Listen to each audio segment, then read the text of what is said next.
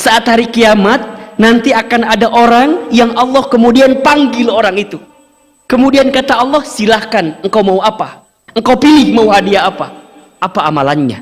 Amalannya adalah dia menahan marah padahal dia bisa meluapkannya.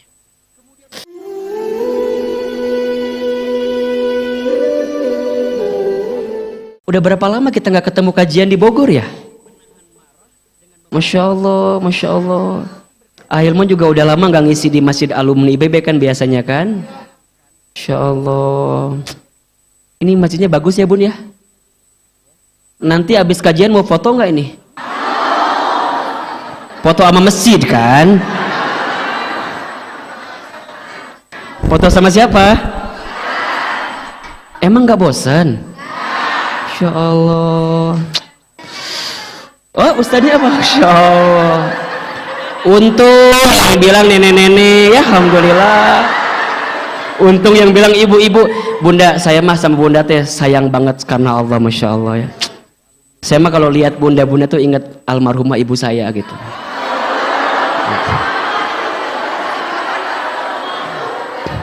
Iya benar ya. Kalau lihat yang ibu-ibu ya. Kalau ada yang agak mudaan dikit juga ingat sama siapa nggak tahu juga gitu. Insya Allah. Doain Ahilman panjang umur ya Bun ya. Sehat terus ya insya Allah ya. Udah cukup sekian dan terima kasih deh kajian inilah. Jadi sedih kalau gitu tuh ya. Baik, satu Bunda. Orang yang pandai menahan marah dan pandai memaafkan digolongkan oleh Allah sebagai orang yang bertakwa. Ya. Jadi saat kita bisa menahan marah, bisa memaafkan, di saat yang bersamaan kita mendapatkan predikat takwa di hadapan Allah. Orang bertakwa ini kan predikat yang sangat mulia gitu. Orang bertakwa ini adalah orang yang komitmen menjalankan semua perintah Allah dan meninggalkan larangan Allah. Contoh misalnya, Bunda puasa di bulan Ramadan. Apa di antara tujuannya? La'allakum tattaqun, agar menjadi orang yang bertakwa. Makanya nanti kita korelasikan, hubungkan. Kalau ada orang yang puasa Ramadan, kemudian dia selesai Ramadan, setelah selesai Ramadannya belum mampu menahan marah dan belum mampu pandai memaafkan, boleh jadi dia belum mendapatkan predikat takwa dari puasa Ramadannya. Nah, ini salah satunya.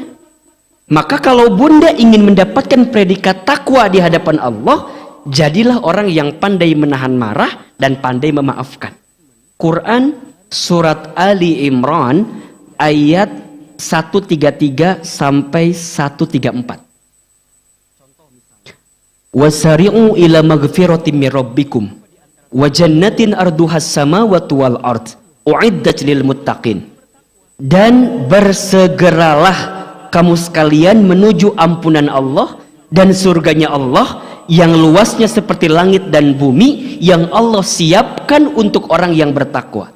Siapa orang yang bertakwa itu? Ayat selanjutnya, alladzina yunfiquna fis sarra'i wadh dharra'i wal kadhiminal ghaidha wal 'afina 'anin nas wallahu yuhibbul muhsinin. Orang bertakwa, orang yang mau berinfak dalam keadaan lapang sempit, pandai menahan marah dan pandai memaafkan, dan Allah menyukai orang-orang yang berbuat baik.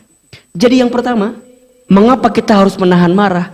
Karena kita ingin mendapatkan predikat takwa di hadapan Allah Subhanahu wa taala. Dua, keistimewaan orang yang pandai menahan marah dan pandai memaafkan itu adalah diampuni dosanya. Allahu Akbar. Jadi saat Bunda kesel, sebel gitu, dan kita bisa marah, tapi Bunda memilih untuk tidak marah, maka di saat yang bersamaan dosa-dosa Bunda sedang diampuni oleh Allah Subhanahu wa taala. Makanya kalau ada orang yang punten ya, ada yang dibully, dihina, dicaci maki, dan kalau dia sabar tidak membalasnya, maka sungguh Allah sedang gugurkan dosa-dosanya. Kalau dia balas, ya apa bedanya? Orang zolim sama kita, kita balik zolim sama dia. Boleh apa enggak? Sebenarnya boleh-boleh saja asal seimbang. Tapi bagaimana caranya kita bisa mendapatkan peluang pahala kalau begitu? Jelas nggak? Kan kita sebenarnya kalau mau balas sah-sah saja, asalkan berimbang, ya. Tetapi kalau kita ngebalas orang yang zolim sama kita, kita kehilangan potensi pahala. Berarti kalau ada orang yang menghina kita, kalau ada orang yang menyakiti kita, kalau ada orang yang bikin kesal sama kita, sesungguhnya Allah sedang menyiapkan pahala bagi kita dengan datangnya orang begitu. Jelas nggak kira-kira? Makanya kalau ada orang yang nyebelin sama kita tuh kadang-kadang ya kita nggak harus marah juga, karena boleh jadi Allah siapkan pahala besar bagi kita dari dia gitu loh. Kalau nggak ada orang ini, kita nggak dapat pahalanya. Makanya kan Bunda kalau punya persahabatan, punya pertemanan, kan ada aja yang ngeselin, ya nggak sih? Ada. Di sini ada orangnya, ada. Kan pasti ada aja gitu diuji sama orang dekatnya, sama orang ininya, sama orang ini. Jangan membenci keadaan itu, biarin aja. Karena boleh jadi Allah tempatkan pahala yang besar bagi kita karena ada orang itu. Dan ingat Bunda, ini penting nih. Kita tidak bisa merubah sikap orang ke kita. Yang bisa kita rubah apa? Sikap kita ke orang lain. Betul? Bunda tidak bisa derasnya arus ombak. Yang bisa Bunda rubah adalah sikap kita menghadapi ombak itu. Status hari Senin itu ya. Bunda tidak akan bisa merubah orang lain. Bagaimana sikapnya kepada kita? Yang bisa kita rubah apa? Sikap kita kepada orang lain. Berarti kalau ada sesuatu yang menyakiti kita, menyinggung kita, menzolimi kita, kalau Bunda tahan, tidak marah-marah, tidak marah, maka di saat yang bersamaan Allah ampuni dosa-dosa kita. Itu ada di Quran surat An-Nur ayat 22. Ya. Coba dibuka. Quran surat apa? An-Nur ayat 22. Surat ke-24 ayat 22. Bunda tidak bisa derasnya arus ombak. Yang bisa Bunda rubah adalah sikap kita menghadapi ombak itu. Ada ayatnya?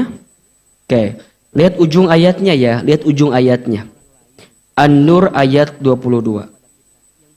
Dari kalimat wal ya'fu. Bismillahirrahmanirrahim.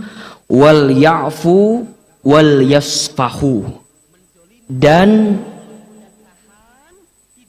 maafkan ya.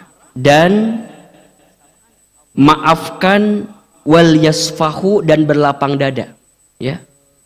Ala tuhibbuna ayyaghfirallahu lakum ya. Apakah kamu tidak suka bahwa Allah mengampunimu?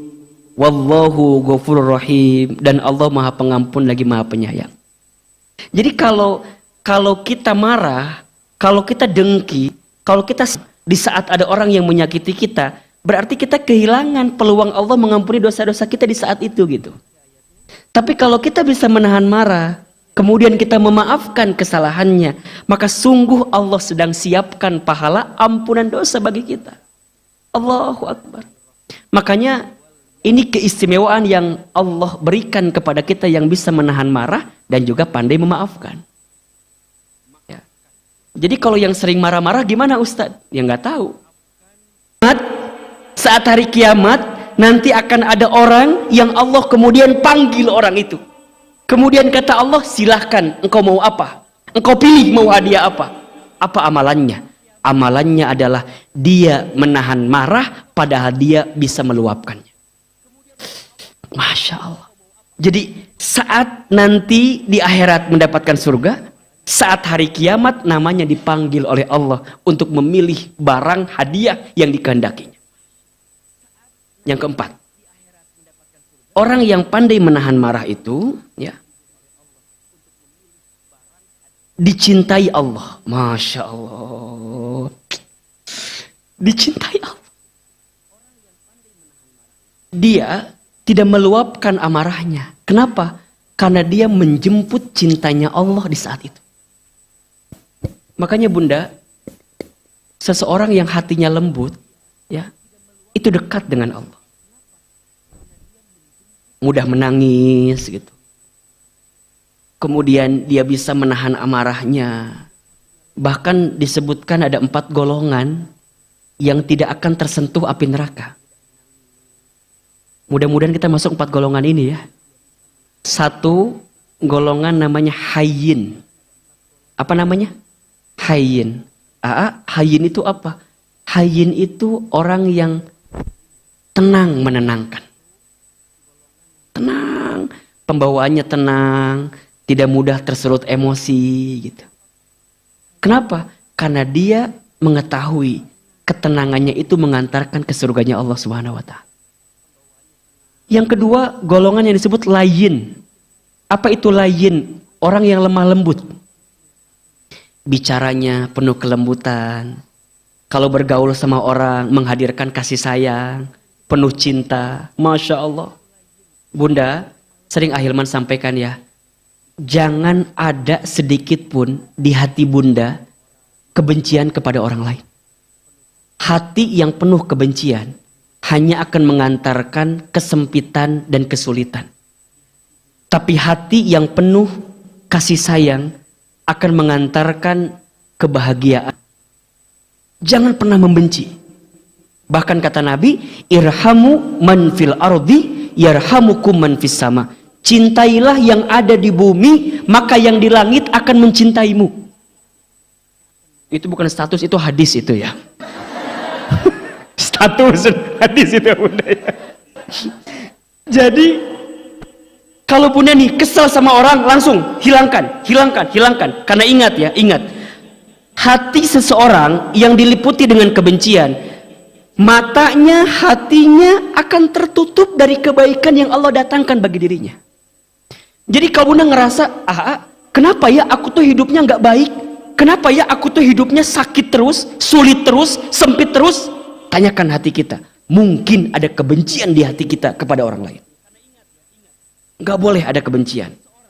Ustadz, gimana kalau kita lihat orang yang berbuat maksiat? Kalau kita lihat orang yang berbuat dosa, benci dosanya, benci maksiatnya, tapi jangan benci orangnya. Kenapa Ahilman? Kalau kita tidak benci kepada orangnya, maka akan ada doa untuknya. Kalau udah benci, jadi malas. Betul nggak? Bunda benci sama orang, karena udah benci, udah aja. Dia mau berbuat baik pun tetap nggak baik di mata kita. Kenapa? Karena kita benci. Maka jangan pernah ada kebencian, bunda. Hati yang penuh kebencian, mata yang penuh kebencian, maka akan tertutup dari kebaikan. Ingat. Makanya bunda di sini punten ya, punten. Kalau pagi ini ada yang masih punya hati kesel, benci sama orang, belajar untuk menahan dan memaafkannya. Misalnya bunda kesel sama suami misalnya. Kesel nggak? Ya kan biasanya kan. Misalnya bunda kesel, Ustaz sebel, kesel. Misalnya ada sesuatu yang pernah suami kita lakukan dan kemudian kita sakit hati dengan itu misalnya. Ingat bunda, tugas kita jangan membenci suami kita. Ingat, ridho kita salah satunya ada di siapa? Di suami. Adapun kesalahan dia, biarkan tanggung jawab dia dengan siapa? Allah. Tugas kita apa? Maafkan kesalahan suami kita. Dan saat bunda memaafkan suami bunda, bukan berarti suami bunda leha-leha begitu saja, enggak. Dia harus bertobat ke Allah, minta maaf kepada bunda, dan bunda maafkan kesalahannya. Karena insya Allah di saat itu Allah muliakan kehidupan bunda. Ingat ya bunda, ingat ya. Hal jazaul ihsan ilal ihsan. Tidak ada satu kebaikan pun kecuali balasannya adalah kebaikan. Jadi kalau bunda sudah berbuat baik, jangan ngerasa begini. Ngapain saya berbuat baik? Saya emang gak pernah dibalas kebaikan saya. Jangan begitu bunda. Karena Allah selalu tahu siapa orang yang berbuat baik. Dan Allah yang akan membalas kebaikan itu. Kalau manusia belum tentu bisa balas kebaikan kita. Betul gak? Makanya jangan pernah berharap sama manusia bunda. Capek. Nah ini penting sekali bunda. Penting sekali. Layyin, lembut. Lembut. Yang ketiga golongannya disebut dengan qarib. Orang yang dekat mendekatkan. Jadi siapapun yang mengenal dia seakan-akan dekat gitu. Akrab betul. Tapi jangan so akrab, jangan ya. Akrab, dekat, tenang, menenangkan.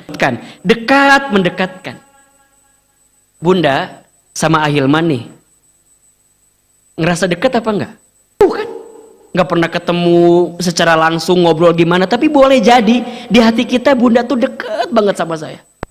Bunda juga ngerasa begitu, Ahilman tuh dekat sama kita, dekat mendekatkan. Dan ingat, almar'u ma'aman ahab, setiap orang akan dikumpulkan bersama siapa mereka saling mencintai ketika nanti di akhirat dia akan dikumpulkan kembali bersama. Maka Bunda ingat ya, cintai siapapun dalam hidup kita karena Allah. Ana uhibbukum billah. Ahilman mencintai Bunda semua karena Allah. Agar apa? Agar kelak kita dikumpulkan di surganya Allah Subhanahu wa taala. Maka sering saya sampaikan kepada siapapun ya, kepada Bunda khususnya. Kalau ada di antara Bunda yang kelak insya Allah, izin Allah ditakdirkan masuk surga. Kurang kenceng aminnya ini tuh. Kalau kita nanti ditakdirkan masuk surga, ingat ya, maka ingat pertemuan ini, ingat persahabatan ini, ingat taklim ini, kita pernah kumpul bersama, bertemu di sana. Jadi kalau nanti nggak ketemu di sana, ingatkan pertemuan ini. Ya Allah, hamba waktu di dunia pernah belajar dengan Ahilman begini, ini sahabatku ya Allah, ini temanku ya Allah. Kok aku nggak menemukan di sini ya Allah? Di mana orang itu? Apa kata Allah? Cari orang itu. Kalau sudah ketemu, pegang tangannya, ambil badannya, berkumpullah kalian di surganya Allah Subhanahu wa taala. Makanya penting teman soleh itu Bunda. Penting teman soleh itu. Makanya kalau Bunda sekarang sudah punya teman yang soleh, teman yang baik, pegang erat-erat, jaga baik-baik. Boleh jadi di antara syafaat yang bisa menolong kita ketika nanti di hari akhirat adalah teman kita yang soleh itu. Makanya dijaga betul. Ahilman, apa ciri teman yang soleh itu? Ada 3 setidaknya. 1, teman yang baik itu dia yang saat kita bersamanya membuat kita makin dekat sama Allah. Ulangi baik. Ada 3 ciri teman yang baik itu, teman yang soleh itu. 1, dia yang saat bersamanya, saat menatap wajahnya, saat bergaul dengannya, membuat kita lebih dekat dengan Allah. Tuh penting. Jadi ngelihat wajahnya, bareng sama dia, gaul sama dia, itu bawaannya makin dekat kita dengan Allah. Makin baik hidup kita. Allahu Akbar. Yang kedua, teman yang baik itu cirinya adalah dia yang kalau bicara mengingatkanmu tentang kebesaran Allah. Dia cerewet, ya, tapi cerewet dalam kebaikan. Ingat ya Bunda, teman yang baik itu bukan teman yang membenar-benarkan perbuatanmu, tapi teman yang membenarkan perbuatanmu. Membenar-benarkan dengan membenarkan, beda atau sama? Beda. Kalau membenar-benarkan, kita salah dibiarin. Udah nggak apa-apa.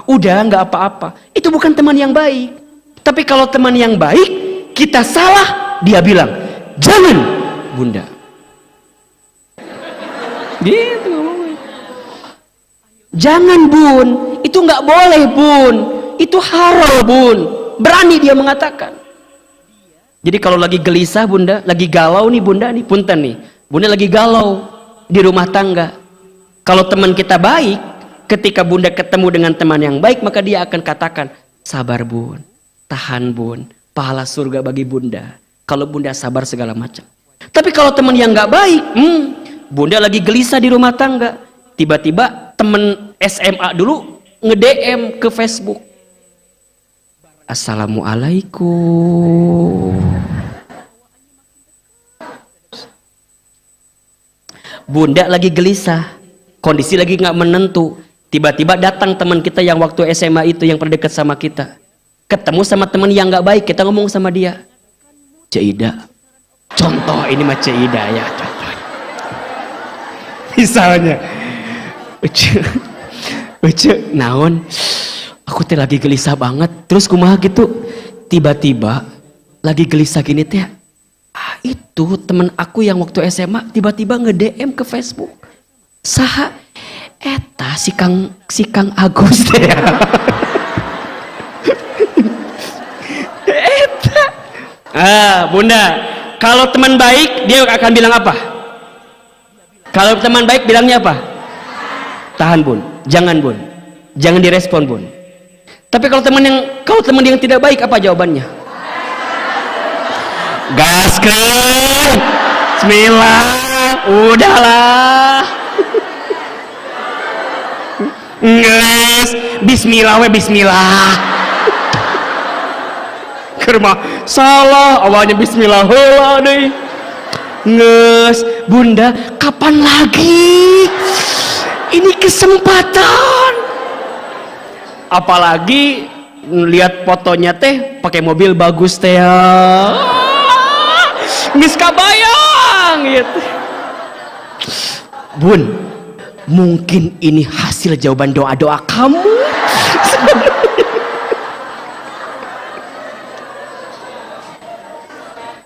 Kalau teman baik langsung istighfar bunda. Ingat, kita masih milik siapa? Suami kita. Jangan dayuth, jangan kemudian kita mengumbar apa yang bukan jadi milik kita dari suami kita. Jaga kehormatan kita, jaga diri kita, nggak boleh begitu. Allahu Akbar. Makanya cari teman yang baik, teman yang cerewet. Kalau ke mall, jalan-jalan, azan berkumandang, langsung Uce, naon, azan, sholat dulu yuk. Engkewe lah. Ayeuna, engkewe lah. Nah, Cek Ida biasa gitu tak biasa nanya. Baru, entah Ustaz cenah. Hayu atuh ayeuna. Tiba-tiba ditanya ku si Eceuna teh, emang naon sih engke? Kayak atuh lebar ieu lipstik luntur. Ternyata pakai make up sih yang luntur cenanya. Tapi kalau teman yang baik enggak. Ayo ayeuna kan kayak bisa pakai lipstick lagi. Jadi cerewet. Kajian. Baru dapat info nih. Kan suka gitu kadang-kadangnya dikirim set. Iya. Ini yang ngisi Ahilman. Misalnya. Ini mah Ustadz favorit aku banget ini. Dikirim kajiannya 2 minggu lagi, tapi diingetin dari sekarang, cerewet dia. Allahu Akbar. Coba Ahilman tanya, di sini ada nggak yang ngaji diajak sama temennya? Ada, diajak ngaji sama temennya. Iya. Emang kumaha sih? Udah, pokoknya mah ikut heula we. Emang kumaha pokoknya kayak bakal ketagihan, pokoknya mah udah ikut heula we. Udah, kirim, ngajak. Aku mau berangkat tapi nggak ada ongkosnya, dari aku ongkosnya. Jadi bukan hanya ngajak tapi juga diongkosin. Coba. Tapi gimana? Nanti pakai mobil aku, nggak apa-apa. Kamu menebeng aja. Kan wajah-wajah nebeng semua ini rata-rata. Ada orang yang begini ibu-ibu teh, ditanya ku Ahilman teh, bunda, ngabuna teh ngaji kamari? Nya Ustad, utang ngaji dah ada. Udah sampai mana sekarang teh ceritanya? Allahu Akbar. Nah bunda, cari teman yang begitu. Qarib, orang yang tidak akan tersentuh api neraka. Qarib, orang yang dekat mendekatkan. Yang keempat, sahlin, orang yang memudahkan urusan orang lain. Yang ketiga, dia hadiahkan surga ketika di akhirat, kemudian mendapatkan hadiah apapun. Yang keempat, dicintai Allah. Nah yang kelima ya, keistimewaan orang yang pandai menahan marah dan pandai memaafkan, dapatkan ketenangan dalam hidup, insyaallah. Ada di Quran surat Ali Imran ayat 159. Orang yang suka marah-marah hidupnya gak tenang bunda. Iya gak? Jangankan yang marah-marah, kita aja sebagai temannya yang punya teman marah-marah tenang apa enggak? Ya, luar biasa. Jadi orang yang pandai menahan marah, pandai memaafkan, maka Allah akan berikan apa? Ketenangan dalam hidup. Nah pertanyaannya, Ahilman, Tapi kan kita kadang-kadang suka nggak bisa ngontrol emosi itu gitu. Ya nggak? Kadang-kadang pengen meluapkan, kadang-kadang pengen marah. Ingat bunda. Kalau bunda meluapkan marah, berarti kita kehilangan potensi 5 yang tadi tuh. Padahal Allah sedang siapkan tuh 5 yang tadi. Jadi kalau bunda nih bisa marah, bunda menahan marah itu di saat itu, bunda setidaknya punya potensi 5 tadi tuh. Digolongkan orang bertakwa, iya, diampuni dosa, dijanjikan surga, dicintai Allah, diberikan ketenangan. Nah, kalau kita milih marah, berarti kita kehilangan 5 potensi kebaikan ini. Nah, pertanyaannya sekarang, Ahilman, gimana caranya agar kita bisa mengendalikan marah gitu? Menahan marah, kemudian mengendalikan marah. Kan gitu. Bahkan mohon maaf bunda, penyakit dalam tubuh kita itu juga salah satunya muncul karena sikap kita yang pandai marah itu. Jadi kalau kita sering marah-marah itu, penyakitnya jadi tumbuh di tubuh kita. Kan ada bahasa apa? Penyakit apa biasanya? Darah tinggi. Apalagi? Kolesterol. Apalagi? Jadi bukan darah tinggi jadi marah-marah, dibalik sebenarnya. Gara-gara sering marah-marah jadi apa? Nah itu gitu. Kita kan suka bilangnya gini, Ustaz maklum maknya cenah amang-amakan wae darah tinggi maklumnya. Padahal mah dibalik, gara-gara sering marah-marah jadi apa? Darah tinggi gitu. Makanya coba deh, yang marah-marah tuh pasti beda aja. Badannya gak enak, wajah juga beda gitu. Cepet tua katanya kan. Bener gak sih? Kan ada lagunya ya. Bunda jangan marah-marah. Terus? Nanti. Itulah jawabannya itu. Jadi ke wajah ngaruh, ke tubuh juga ngaruh. Tapi kalau orang yang pandai menahan marah, lebih banyak tersenyum, itu secara wajah, secara tubuh, itu lebih menyehatkan. Makanya menahan marah itu obat. Memaafkan itu obat. Gitu.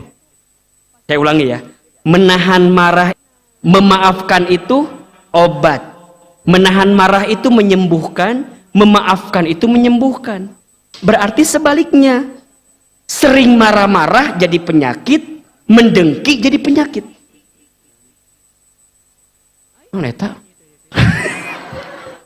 Nah, jadi asal ruasnya. Jadi kalau bunda, itu ketawa saya teh. Tadi itu, oh bukan. Jadi kalau bunda sekarang ngerasa, aku teh punya penyakit apa gitu, coba aja. Biasanya 2 analisanya. 1, boleh jadi ada sikap marah kita. Nah, gimana cara analisanya? Yang pertama sama ke atas, ke orang tua biasanya. Yang pertama nih analisa. Jadi kalau bunda ada penyakit apa gitu ya di tubuh kita, dalam diri kita yang agak-agak gimana, begitu agak berat, coba. Bisa jadi penyakitnya 2, karena sering marah-marah dan sering dengki, sering benci, nggak bisa maafin orang. Nah, gimana cara analisanya? 1, ke orang tua. Mungkin kita pernah kesal sama orang tua kita, pernah kesal sama ayah ibu kita, maka jangan mulai minta maaf. Yang kedua, kemana? Ke samping, pasangan. Coba mungkin kita ke suami kita, ke pasangan kita yang boleh jadi mungkin kita pernah menyinggung, menyakiti, pernah kesel, pernah sebel. Atau enggak, setelah ke samping ke orang-orang terdekat. Misalnya, kalau bunda punya usaha, biasanya ada saingan dengan usaha yang lainnya tuh. Di pasar, di toko gitu. Yang bikin jengkel dan segala macam. Itu bisa ngaruh tuh. Nanti ke anak, ke bawah. Tapi biasanya paling banyak ke atas, ke orang tua biasanya. Jadi kalau bunda ngerasa sekarang, Ahilman kenapa ya bunda teh punya penyakit ini kok nggak sembuh-sembuh dan segala macamnya. Mungkin ada salah kita sama orang tua kita, pernah ngambek, pernah marah, pernah kesel, dan kita belum minta maaf sama orang tua kita. Atau kita pernah menahan, kan ada ya, bunda gini, bunda marahnya nggak di lisan, tapi di hati mendem. Itu marah bukan? Marah. Itu juga marah. Jadi gimana Ustaz? Lepas, jangan sampai marah. Karena punten, makin bunda sering marah, itu makin dekat itu makhluk lain dekat sama kita. Senang mereka. Di antara sikap yang disukai itu apa? Marah. Ya. Karena kan marah itu identik dengan api kan? Sesuatu yang meningkat bagi kita. Nah, sekarang gimana caranya kita bisa menahan marah? Ada 5 sikap kalau bunda lagi kesal agar kita bisa menahan marah-marah itu. Yang pertama, kalau bunda pas lagi kesal, cara mengendalikan amarah yang diajarkan oleh Rasulullah SAW, yang pertama adalah membaca kalimat ta'awudz. A'udzubillahi minasy syaitonir rajim. Disebutkan dalam hadis riwayat Bukhari dan Muslim dari sahabat Sulaiman bin Surd. Beliau menceritakan, suatu hari saya duduk bersama Rasulullah SAW. Ketika itu ada 2 orang yang saling memaki. Salah satunya telah merah wajahnya dan urat lehernya memuncak. Jadi ada 2 orang yang saling memaki. Nah, salah satunya itu udah kesel banget gitu. Wajahnya sudah merah, uratnya tuh udah rantang gitu. Kan kalau orang lagi marah tuh urat lehernya tuh rantang gitu ya. Nah, kemudian Rasul bersabda, sungguh saya mengetahui ada satu kalimat. Ya. Ada satu kalimat yang jika dibaca oleh orang ini marahnya akan hilang. Apa itu? Jika dia membaca ta'awudz. A'udzubillahi minasyaitonir rajim, marahnya akan hilang. Hadis riwayat Bukhari dan Muslim. Jadi kalau bunda lagi kesel, mengendalikan amarah, langsung baca apa tadi? A'udzubillahi minasyaitonir rajim. Ini tips yang pertama. Ya. Yang kedua, berusaha diam dan jaga lisan. Jadi mau marah nih, kalau bunda lampiaskan, pasti yang keluar macam-macam. Betul nggak? Kebun binatang lah yang keluar, iya nggak? Kata-kata yang nggak nyambung, masalahnya B, yang diungkit C, D, E, F, G, H, I, J, K, L, M, N, O panjang. Betul nggak? Apalagi perempuan kan? Masya Allah. Al-mar'atu kal mir'ah katanya. Perempuan itu seperti cermin hatinya.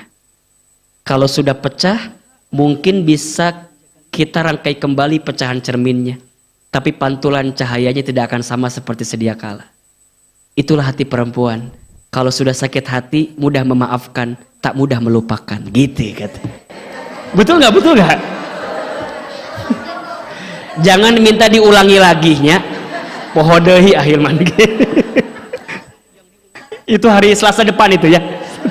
Jadi kumaha bunda, daripada bunda melampiaskan marah, ujungnya jadi panjang kemana-mana, lebih baik apa? Diam, jeda sedikit, jaga lisan. Karena kalau sudah berkata-kata, itu khawatir yang keluar adalah sesuatu yang tidak baik. Tidak baik. Contoh, kan kadang-kadang kita nih punten ya, suami kita pulang dari kantor, kita bikinin apa? Kopi, teh, atau apalah gitu. Tiba-tiba kopi, teh kurang gula, jadi pahit rasanya. Set, suami kita marah. Coba, kalau suami kita marah, respon kita apa? Kamu mahnya nyun kopi teh tuh bisa, gula ge kurang. Nah, yang terbaik apa sikapnya?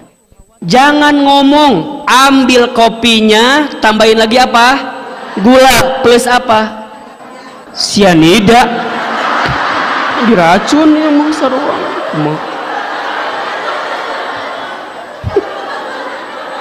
Kumaha sih? Bunda, jangan balik. Ayah mahnya nggak nerimain pisan, jangan. Ambil kopinya, ambil gulanya, adukin lagi, kasih. Jangan ngomong-ngomong lagi.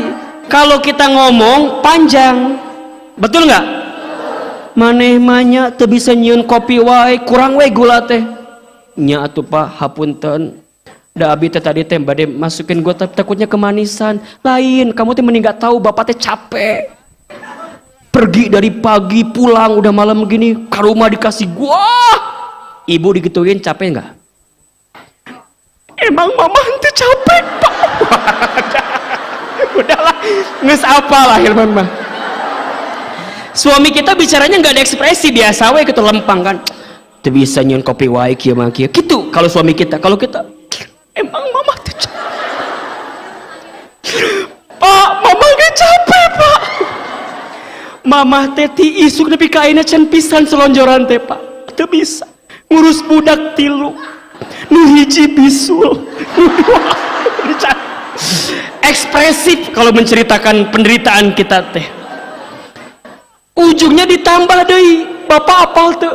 Budak urang teh bisul gara-gara saha coba? Gara-gara bapak kolotna bisul wae kabeh. Jadi ngomongkeun kolot bapak urang cenah. Cek suami kita teh, nah ari mama ngomongkeun kolot urang kana bisul-bisul. Panjang kemana-mana tah. Masya Allah bunda. Kalau sudah gutreng gitu, apa coba?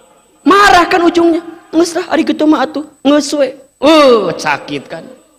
Pulangkan saja. Nyanyi ujungnya kan. Udah, ujungnya apa? Udahlah kalau gitu mah. Ngus, pisah ujungnya coba. Pas pisah lama-lama meureun suami teh kan sorangan di imah mah. Kumaha meureun sepinya? Sepi ya Allah. Datang ke rumah kita yang sama ibu kita itu ditanya, Bu, iya Pak, iya. Lilisnya ada. Ngaranna Lilis ngarananya. Isna teh Lilis ngaranna tuh. Lilisnya ada. Udin, suamina Udin ngaranna. Dipanggil lah, Lisnya. Ya aya Udin, suamina datang. Cek Udin teh. Mah, kan manggil masih kene mamanya. Mamana budak maksudna teh. Ma, hayu atuh orang balik deui ka rumah. Hapuntennya kamari bapak teh keasupan setan. Cek si Lilis teh, "Heuh da maneh setana." jadi marah deui. Ampunten atunya. Yuk enak orang uih deui we cenah. Orang dia ngebangun rumah tangga deui baik-baik lagi. Kan gitu. Cek Lilis teh, daripada dilanjutkan mendingan nyanyi deui cenah. Tajam-tajam kata-katamu. Wah, kita nyanyi. Kesal kan. Sesorangan baru mikir kan. Baru sekarang oh aku rasakan tak ada istri rasanya. Ya. Masya Allah. Jangan marah. Sesuatu yang dimulai dengan marah pasti jadi berantakan. Betul nggak? Jadi gimana sikap yang kedua? Diam dan jaga lisan. Rasul mengajarkan kepada kita diam dan jaga lisan. Dari Ibnu Abbas, Rasulullah SAW bersabda, jika kalian marah, diamlah. Hadis riwayat Ahmad. Diam. Ya. Rasulullah juga mengingatkan, sesungguhnya ada hamba yang mengucapkan satu kalimat yang dia tidak terlalu memikirkan dampaknya karena lagi marah. Ya, karena lagi marah ngomongnya kemana-mana. Apa yang terjadi? Namun menggelincirkannya ke neraka yang dalamnya sejauh timur dan barat. Gara-gara lagi marah, ngomongnya macam-macam, ujungnya omongan yang tidak terjaga ketika marah itu menjadi apa? Menggelincirkannya ke dalam siksa api neraka yang dalamnya timur ke barat. Jadi gimana? Kul khairan au liyasmut. Katakan yang baik atau diam. Diam. Bismillah, diam aja. Tapi udah kesel Ustaz kumaha ieu teh. Kalem heula. Baru yang ketiga. Nah, apa yang ketiga tipsnya? Mengambil posisi lebih rendah. Jadi kalau bunda lagi marah, berdiri. Jadi gimana setelah itu? Duduk. Duduk masih kene marah. Kumaha? Berbaring. Sare. Tidur. Kita harus mengistirahatkan sejenak pikiran kita biar nggak marah. kadang kita ini butuh waktu jeda gitu ya bunda. Tidak semua hal kudu diselesaikan di saat itu. Khawatir emosi kita nggak stabil. Ujungnya yang keluar apa? Kata-kata yang buruk. Contoh, bunda teh lihat handphone suami. Sep. Tiba-tiba ada WA Mona. Iya Mona. Sok bunda punten. Bunda baca kan WA kelihatan kan dari ininya ya. Mona. Coba. Kalau bunda kesel, marah kan bisa jadi macam-macam. Handphonenya diambil, dibalangkan padahal kan candona cicilanna ieu teh. Curhat ya baca. Dilempar. Coba. Suami pulang dari kamar, keluar dari kamar nanya, "Mana handphone papa?" Apa jawaban ibu? Kadang-kadang kita pura-pura amnesia teh ya kan. Handphone mana ya? Padahal kita tuh kesal. Tiba-tiba ujungnya apa coba? Ngobrol kan lagi makan. Mana ya HP papa? Cek mama teh nanya, "Pak, Mona saha Mona eta?" Padahal kita nggak tahu Mona teh siapa. Udah marah kita bilang sama suami kita, "Pak, puntennya, ku mama dibalangkeun handphone teh. Kamana kasusukan." Kesel, eta Mona saha? Ternyata selama ini papa teh bermain di belakang mama. Wah, da eta teh nonton wayang azab jadi gitu orang teh. Jadi langsung kebawa dalam suasana kita. Tontonan azab di dia teh. Jadi gitu. Padahal punten, pasti tanya, "Mama tahu nggak Mona teh siapa?" Nama lengkapnya Mona Rudin, laki-laki. Ternyata Mona itu, mama tahu nggak? Mona teh sales mobil. Emang kumaha gitu? Kan mama teh kemarin minta. Kan kemarin teh mama minta mobil baru. Jadi papa teh lagi nego harga dengan Mona itu teh. Buat ulang tahun mama. Coba. Bohong tuh mama. Nah, bunda mah gitu. Nges bohong, bapak bohong. Ulah gitu. Buah-buah bener.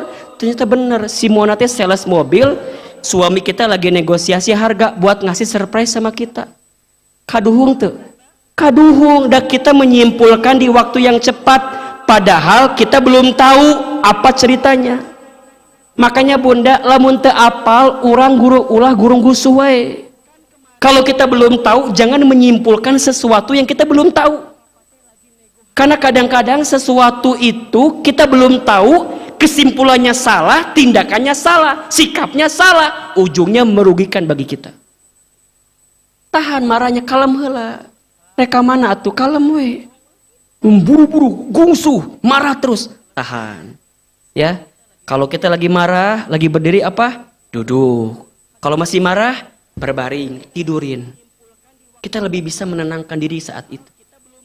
Karena kalau kita lagi berdiri, dia juga berdiri, makin marah. Makanya punten ya, bunda sayang yang sering marah-marah sama anaknya nih. Ada di sini yang suka marah sama anaknya?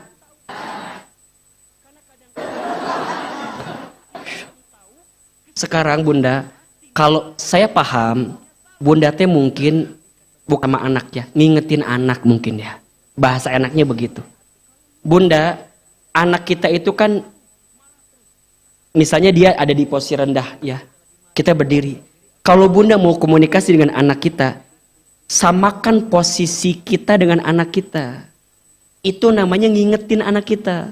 Tapi kalau bundanya berdiri, manehnya, manehnya, cek budakna, mamahnya.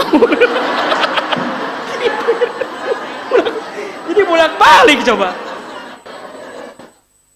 Kamu ya, hargaan atuh mamah teh. Cek budak sabarang hargaan. Bunda, coba deh, kalau kita mau ngingetin anak, panggil anak kita, deketin.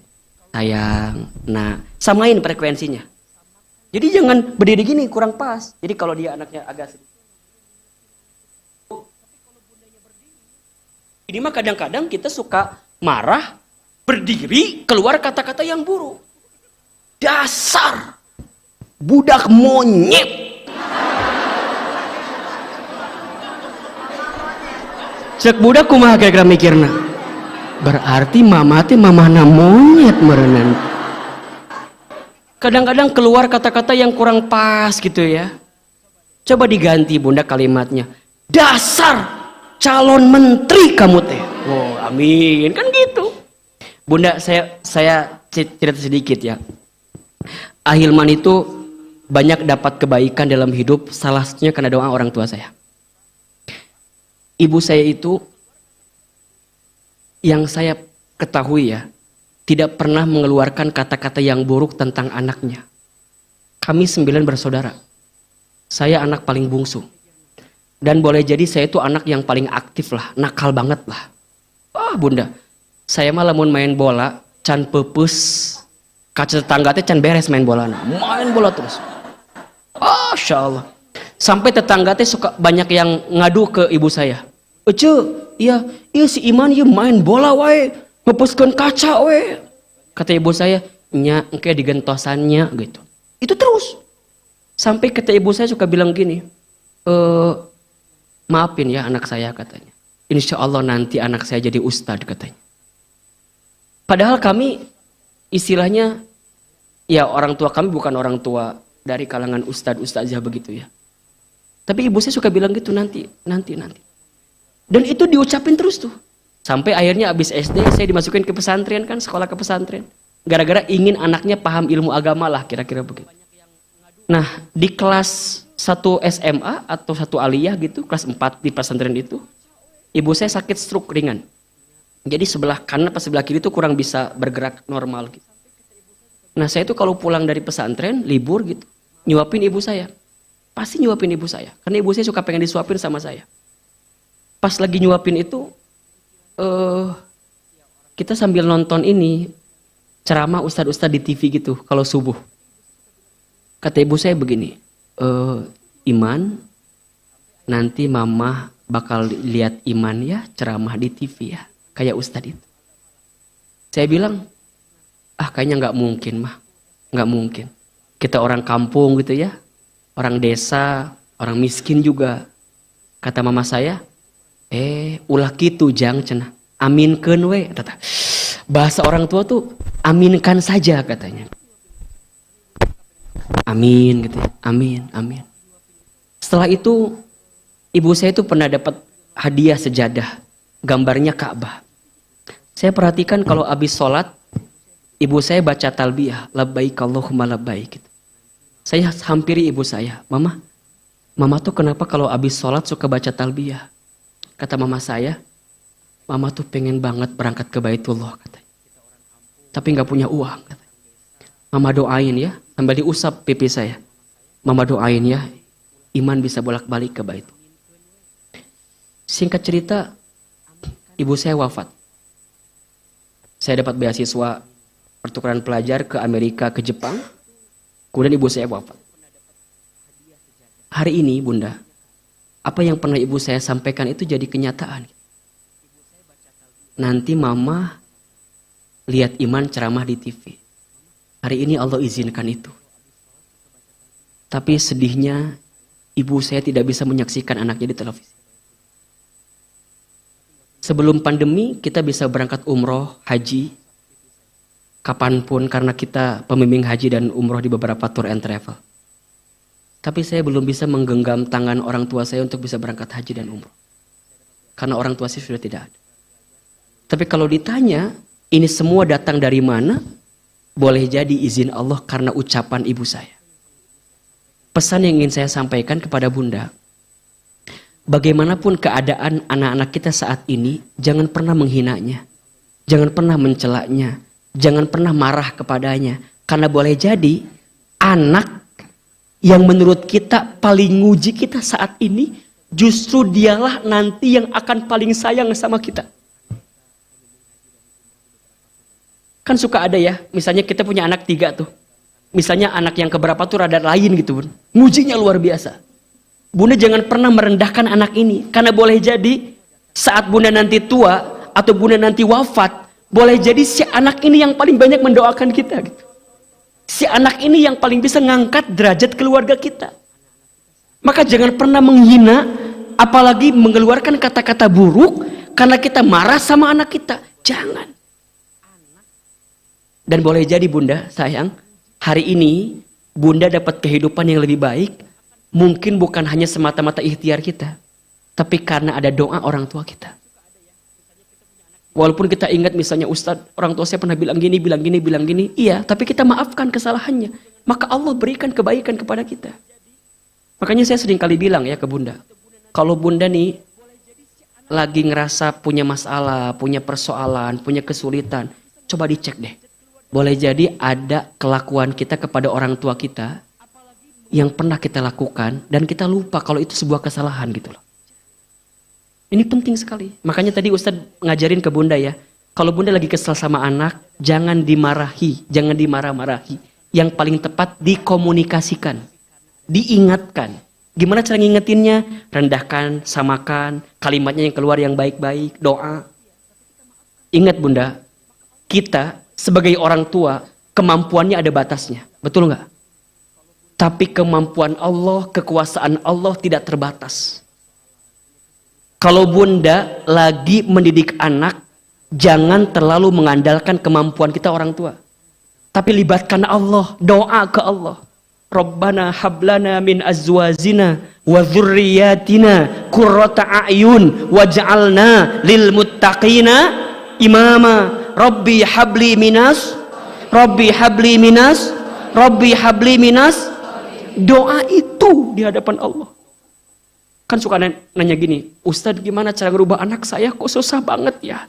Ingat, yang bisa ngerubah siapa? Yang bisa ngerubah siapa? Allah. Kita nggak bisa ngerubah anak kita. Yang bisa ngerubah hanyalah Allah. Kita hanya bisa menghadirkan didikan terbaik saja. Kalau bunda sudah mendidik, membesarkan, tapi anak kita belum sesuai dengan kemauan kita, yakin Allah punya rencana dengan anak kita ini. Anak itu kan ada 4 statusnya bunda. Anak bisa jadi perhiasan. 2, anak bisa jadi qurrata a'yun. Ya. 3, anak jadi ujian, jadi fitnah. Ada.